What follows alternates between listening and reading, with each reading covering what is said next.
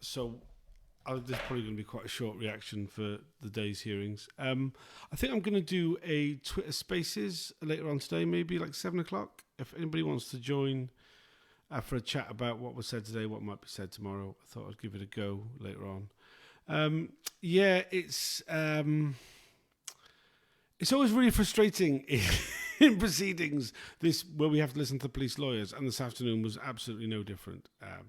They are incredibly odious, though. I mean, and I apologise if I occasionally get sort of personal towards either of the QCs who are presenting on behalf of the Met Police and the Spycops themselves, because, it's not a problem the fact that they individually are, morally bankrupt. They should take on such a job in the first place. But it's what they are defending the indefensible. But it's just the way in which they do so. I mean, like actually using that phrase, we would not attempt to defend the indefensible. It's like, mate, that's exactly what you're fucking doing. And like, Oliver Saunders' sort of whole sort of approach of just being like, simply Skelton had started, just like, it was a long time ago, we simply can't judge. And then just putting it like this whole thing about like, you're not in a position to judge the legality, And it's like, what the fuck? Fucking, it's outrageous, man. Just fucking outrageous. Nothing particularly new we learnt this afternoon. I think the most interesting things of the day were from the inquiry's opening statement, which included some of the information from the closed hearing, which suggested that the closed hearing really should have been held in public.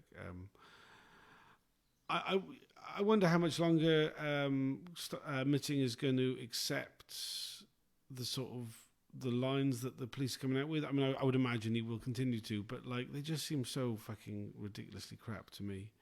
I don't see why they're being allowed to kind of keep following this approach, but they probably will. Expect more lies. Tomorrow morning we start off with the Home Office giving their opening statement, and then after the break, then it will be lawyers representing people who are affected, so the non-state, non-police core participants, which should be much more like much better to listen to. Today's particularly bad.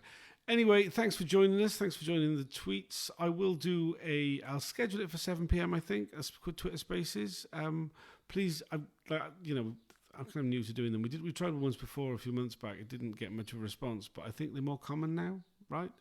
Yeah, so there'll be on Twitter Spaces at 7 p.m. If you're able to, I've just come up with this idea whilst streaming, so don't expect like much being, much. But please come and join in. Tell us what you thought. If you've not followed it before, I noticed there was like 100 people watching the actual stream of the inquiry itself on YouTube, which. That's pretty good. I'm sure it may have gone up there. I just caught it at one point. It said 94 actually, so which is a good sign. I'll check back now and see what the numbers were like. But we got about 200 people watching these streams today. So whether you just followed it via what we've put out or you're following proceedings directly, please join the Twitter Spaces on Twitter at 7 p.m. I'll share around a thing for it now. Cheers.